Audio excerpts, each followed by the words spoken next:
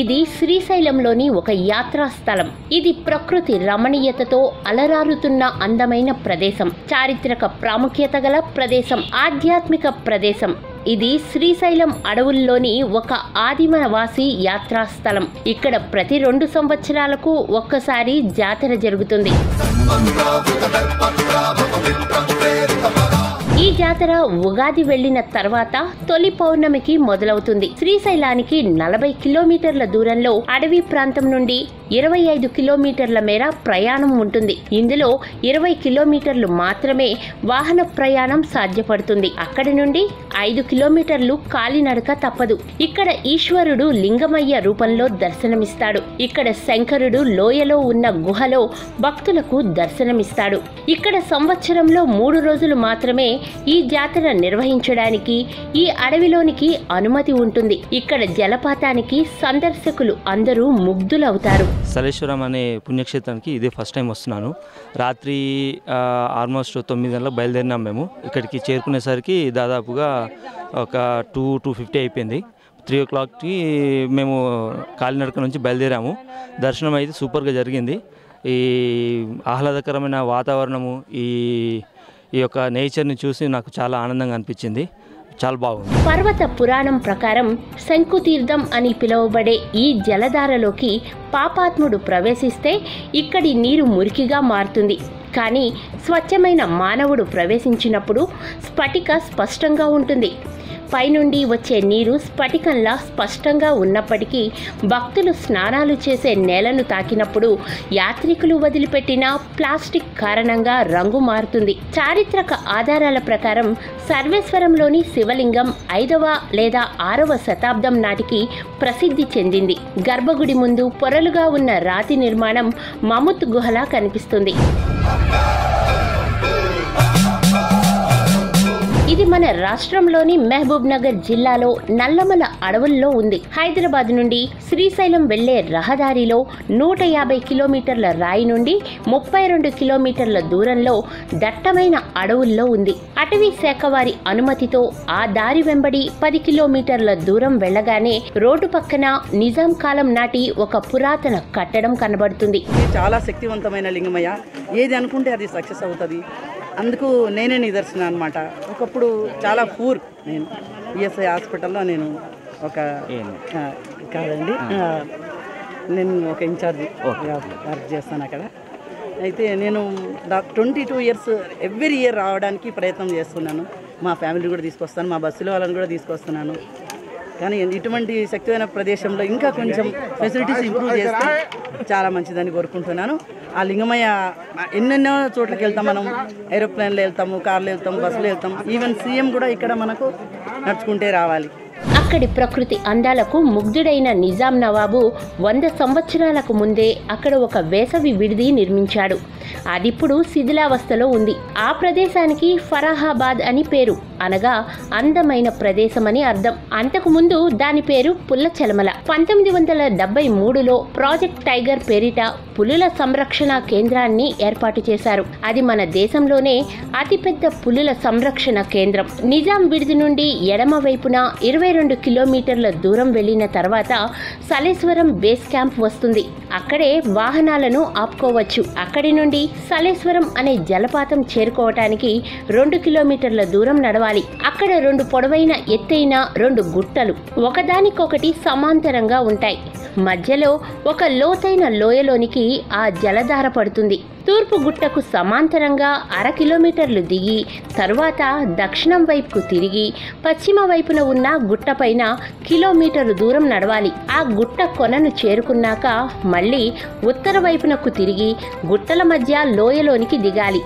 ఆ దారిలో ఎన్నో గుహలు, సన్నని జలధారలు కనిపిస్తాయి. గుండం కొంత దూరంలో ఉందనగా లోయ అడుగు భాగానికి చేరుకుంటాం. గుండం నుంచి పారే నీటి ప్రవాహం వెంబడి 2 గుట్టల మధ్య గల ఇరుకైన లోయలో జాగ్రత్తగా నడవాలి. ఒక్కో చోట బెత్తెడు దారిలో నడవాల్సి ఉంటుంది. ఏమరుపాటుగా కాలు జారితే ఇక కైలాసానికే. గుండం చేరిన తర్వాత అక్కడ దృశ్యం చాలా అందంగా కనిపిస్తుంది. తల పైకెత్తి ఆకాశం వైపు చూస్తే చుట్టూ ఎత్తైన కొండలు, దట్టమైన అడవి మధ్యలో నుండి ఆకాశం కుండ మూతి లోపల నుంచి కనపడినట్లు కనిపిస్తుంది. గుండంలోని నీరు అతి చల్లగా స్వచ్ఛంగా ఉంటుంది. అనేక వనమూలికలతో కలిసిన ఆ నీరు ఆరోగ్యానికి చాలా మంచిది. గుండం ఒడ్డుపైన తూర్పు ముఖంగా 2 గుహలు ఒకదానిపై ఒకటి ఉంటాయి. పై గుహనే ముందు చేరుకోవచ్చు. ఆ గుహలోనే ప్రధాన దైవమైన లింగమయ్య స్వామి లింగం దర్శనమిస్తుంది. స్థానిక చెంచులే ఇక్కడ పూజారులు. సలేశ్వరం జాతర సంవత్సరానికి ఒకసారి చైత్ర పౌర్ణమికి 2 రోజుల ముందు, 2 రోజుల వెనక మొత్తం 5 రోజుల పాటు నిర్వహిస్తారు. ఈ జాతర ఎండాకాలంలో అడవిలో జరుగుతుంది కాబట్టి కొంతమంది దాతలు ఉచిత భోజనం పెడతారు. ఇది మాది దత్తసాయి మౌనస్వామి ఆధ్యాత్మిక ఆశ్రిత సేవాశ్రమం శ్రీశైలం మాది. ఇక్కడ భక్తులకి అన్నదానం చేయాలని మా వంట మాస్టర్ వీళ్ళందరూ కూడా ఇక్కడ ఉన్నారు. మా ఆశ్రమ సెక్రటరీ వాళ్ళు. ఎంతమంది వరకు మీరు అంటే ఎన్ని వేల మందికి మీరు అన్నదానం చేసేందుకు ప్లాన్ చేశారు? మేమైతే ఇక్కడ వచ్చేసి మేము 30 నుండి 40 వేలు అనుకున్నాము. ఇక్కడ వచ్చే జనాలు మాత్రం ఒక 3 నుండి 4 లక్షల వరకు ఉంటారు. ఇంకా మేము ఇప్పుడు మళ్ళీ మా ప్లాన్ పెంచుకున్నాం. అంటే మేము అంతే అనుకొని వచ్చినాము. ఇక్కడికి వచ్చిన దారి తెలిసింది చాలా మంది వస్తున్నారు కాబట్టి మేము ఇంకా 1 లక్ష వరకు మేము చేయగలుగుతాము. జై గురుదేవదత్త, జై గురుదేవదత్త. చారిటబుల్ ట్రస్ట్ అండి. మా ఫాదర్ వచ్చేసి గత 55 ఇయర్స్ నుంచి ఇక్కడికి రావడం జరుగుతుంది. వాళ్ళ తాతల నుంచి ఇక్కడ రావడం జరుగుతుంది. సో మా ఫాదర్ది 50th టైం అని చెప్పేసి మేము వారం ముందు అన్నదానం చేద్దాము అని చెప్పి నిన్ననే వచ్చి దర్శనం చేసుకొని 25,000 to 30,000 మెంబర్స్కి ఇక్కడ అన్నదానం కార్యక్రమం చేద్దామని మేము వచ్చాము. మార్నింగ్ బ్రేక్ఫాస్ట్ నుంచి 24/3 3 డేస్ మొత్తం ఎనీ టైం ఫుడ్ అవైలబిలిటీ ఉండేలాగా మేము ప్రిపరేషన్స్ చేసుకొని వచ్చాము. మా దగ్గర ఒక 10 మెంబర్స్ కుక్స్, సేవ చేయడానికి ఆల్మోస్ట్ 20 మెంబర్స్, అందరూ యంగ్ పీపుల్ వచ్చారు.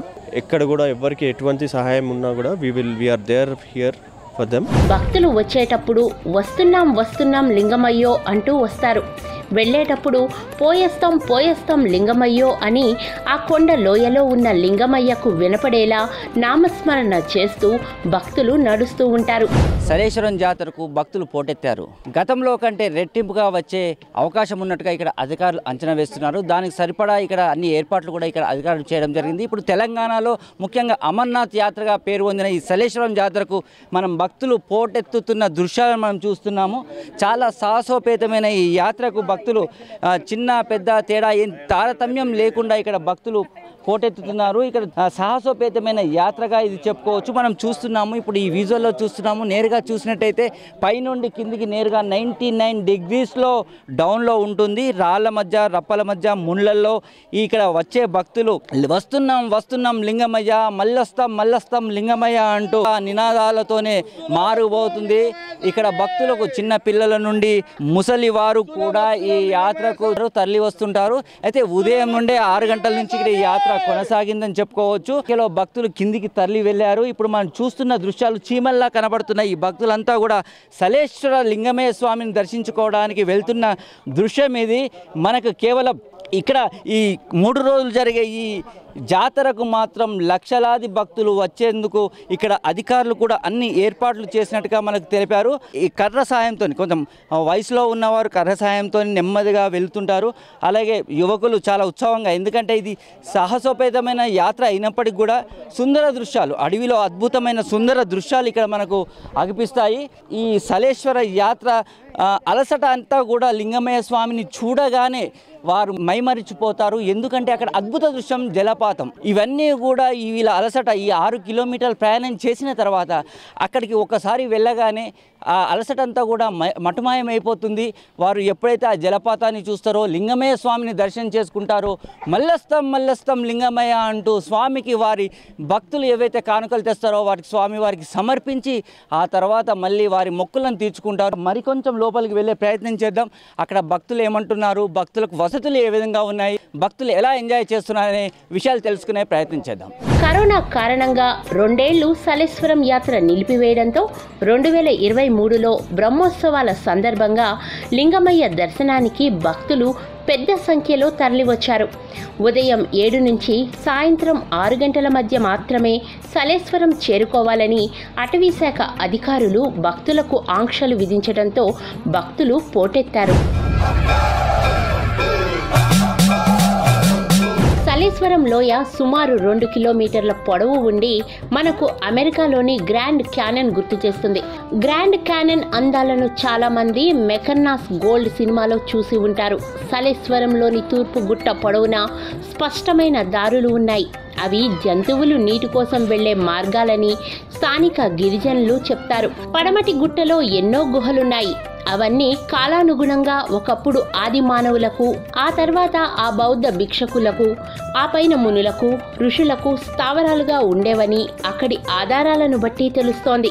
ప్రకృతి ప్రేమికులకు, పర్యాటకులకు, చరిత్ర పరిశోధకులకు చాలా బాగా నచ్చే ప్రదేశం ఇది. ఆదివాసుల అడవి తల్లి సలేశ్వర జాతర ఇప్పటికే ఎంతో మంది దక్షిణాది భక్తులు వచ్చి స్వామివారిని దర్శించుకుని పునీతులయ్యారు. మరింత కలిసి మీరు రండి, స్వామివారిని దర్శించుకోండి, పునీతులు కండి. మరో వారం మరో కొత్త షోతో మీ ఆవాజ్ భారత్ న్యూస్ ఛానల్ మీ ముందు ఉంచుతుంది.